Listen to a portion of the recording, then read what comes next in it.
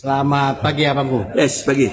Kemarin kan sidang nih kita berani dan saya lihat abang kemarin datang ya bang. Oh ya datang dong. Ya gimana bang? Untuk lihat situasinya kemarin dulu bang. Sangat-sangat nyaman. Tidak ada saya lihat geng-geng yang lain yang berserakan, warawiri, membawa pasukan-pasukan tertentu. Sangat nyaman. Dan saya juga suka pihak kepolisian mengamankan jalannya persidangan. Luar biasa. Enjoy semua. Lebih tenang. Tidak ada artis-artisan, tidak ada kelihatan gaya-gaya Korea-Korea atau mafia-mafia, nggak ada. Latino-Latino nggak ada. Mafioso-mafioso nggak ada. Bodyguard nggak ada bang. Nggak ada bodyguard. Semuanya kondusif. Luar biasa. Sidang kemarin ya. Ya bang, ini kan kemarin juga sidang nih bang. Dan cepat ada beberapa kericuhan atau kembali kericuhan. Ada akhirnya sidangnya diskors bang. Gimana nih bang menurutnya bang? Apa itu kericuannya? Ya tentang Nikita Mirzani protes ke JPU karena jawaban dia Doktif sebagai saksi banyak dipotong-potong karena diduga kata Nikita menguntungkan JPU gitu bang. Akhirnya terjadi cekcok adu mulut, akhirnya diskors. Diduga menguntungkan JPU. Iya, karena kan Doktif mau bercerita lagi tiba-tiba di-cut gitu loh. Diduga Nikita Mirzani ya bang. Ya. Akhirnya terjadilah cekcok bang. Gimana bang? Sebenarnya dalam persidangan peranan saksi itu sangat penting, sangat-sangat penting. Dan saksi itu datang ke dalam persidangan itu adalah amanah undang-undang. Bagaimana amanah undang-undang sehingga saksi dibutuhkan itu untuk menguak satu peristiwa adanya dugaan tindak pidana di dalam suatu peristiwa. Apalagi kalau memang saksi yang dihadirkan itu adalah saksi yang masih relevansi dari pihak kejaksaan.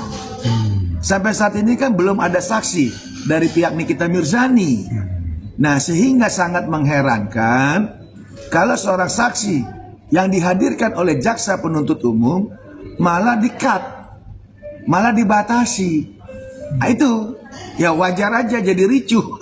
Wajarnya agak emosi ya Nikita Mirzani bang ya. Wajar, karena kan saksi itu yang hadirkan kan pihak kejaksaan, ya kan, bukannya pihak Nikita Mirzani. Jadi di mana relevansinya sampai di-cut? Saksi kan harus menjawab peristiwa secara kooperatif, secara panjang dan lebar, secara faktual, menceritakan peristiwa-peristiwa yang dialami, sehingga hakim nanti bisa menilai jalannya kasus persidangan yang dipimpin oleh hakim tersebut. Bang, tapi ada juga kabar yang tidak mengenakan nih bang. Biasalah netizen bang. Ini katanya Nikita Mirzani, dikata netizen ya bang, bukan saya nih kan. Kembali menjual drama Korea, drama-drama di persidangan bang. Seperti ada anaknya tiba-tiba gitu bang, seperti apa nih bang? Kita sih tidak masuk substansi yang bisa dikatakan katanya drama-drama ya, dimana kita tahu peristiwa tersebut kan out of control, artinya kedatangan tersebut out of control. Tinggal bagaimana dari pihak jaksa, dari pihak hakim yang memang mempunyai ya tugas tanggung jawab itu menyikapi masalah ini. Sehingga adanya satu kesempatan seorang ibu jumpa dengan anaknya, minimal dikasihkanlah space, dikasihkanlah ruang, dikasihlah kesempatan. Tampaknya ada tekanan atau kelihatan gegap gempita. Namanya juga anak kan. Jangan sampai malah peristiwa persidangan dengan begitu riuhnya banyak orang memunculkan trauma baru bagi si anak tersebut. Harusnya demikian. Berarti gimana bang yang kata netizen? Kembali lagi ya netizen bang, kembali pura-pura sakit lah, kata maksudnya pura-pura sakit atau ada dia menangis-nangis, kayak dibilang dituding drama lagi lah gitu bang. Ya kalau memang seperti demikian ya kita tahu netizen mungkin yang nggak punya hati ya.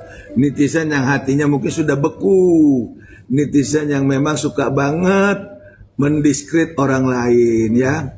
Hidup ini nggak ada yang sempurna. Saya nggak sempurna, rekan saya nggak sempurna, siapapun nggak sempurna. Tapi terkait masalah anak, wajar.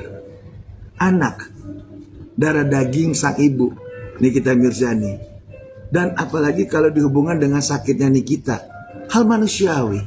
Siapapun bisa kena sakit. Ya, bayangkan 6 bulan. 6 bulan. Jadi kalau itu pun masih dianggap tuduhan, drama, saya nggak ngerti. Kita ini kayak maha penguasa. Kita ini kayak pencipta. Padahal kita lupa, kita hanya diciptakan dengan segala kekurangan dan kelebihan kita. Itu sangat miris dibilang. Sangat miris lah. Kalaupun itu dibilang drama, memainkan drama, saya anggap itu tidak benar. Karena kenapa? Ini kita sama sama saya, sama sama rekan saya. Kita manusia. Pasti kita punya kekurangan.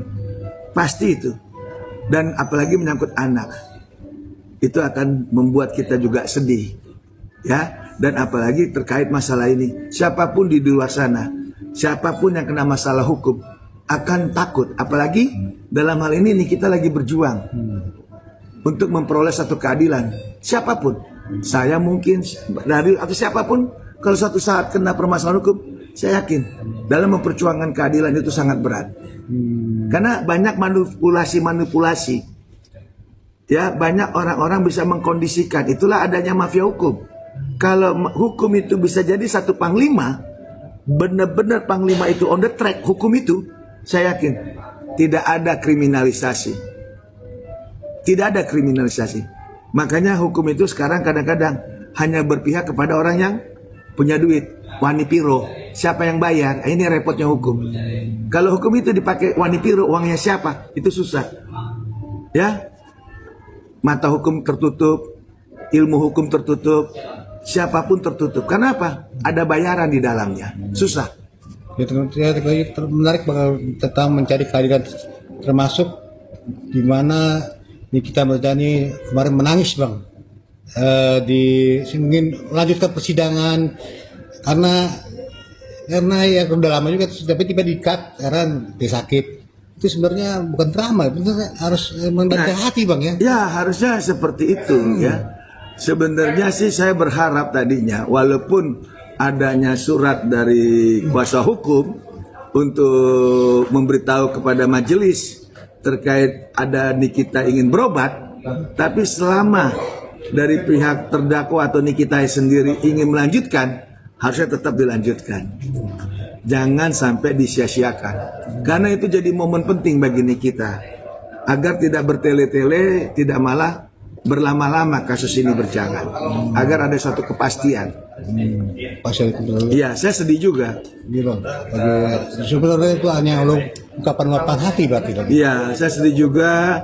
Dan saya harapkan sidang itu berjalan. Kalau nggak salah agendanya ada 4 saksi ya. Iya. Ada 4 saksi yang akan diperiksa. Tapi ternyata hanya cuma 1. Saya juga kaget. Karena saya yakin kita sudah mempersiapkan itu semua. Mempersiapkan untuk mengcounter pertanyaan-pertanyaan kepada para saksi yang akan dihadirkan. Bang, terakhir bang buat netizen yang bilang Nikita menuding ya. Nikita dituding kembali drama di persidangan seperti apa nih bang? Ya, untuk netizen itu hak Anda untuk memandang sesuatu permasalahan dengan caranya sendiri, dengan cara-cara negatifnya. Tapi jangan lupa saya himbau, kita juga manusia, tak luput dari kesalahan. Kesalahan itu bisa melanda siapa saja. Apalagi kalau kesalahan yang memang dibuat untuk dibuat seolah-olah kita jadi salah. Itulah namanya kriminalisasi. Semoga dengan adanya persidangan ini kita bisa tonton, kita bisa lihat bahwa kebenaran itu ada. Tuhan tidak pernah tidur. Jadi dalam hal ini siapapun, andalkan Tuhan. Andalkan Tuhan. Walaupun kita kena benturan masalah hukum, yang penting kita yakin bahwa kita tidak pernah ingin menyakiti orang lain, ingin mengambil atau memanfaatkan orang lain.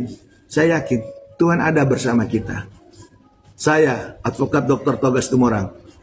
Dan saya dokter kandidat dari Situmorang SHMH CRA. Kami pada kesempatan ini kebenaran akan menemukan jalannya. Tuhan memberkati.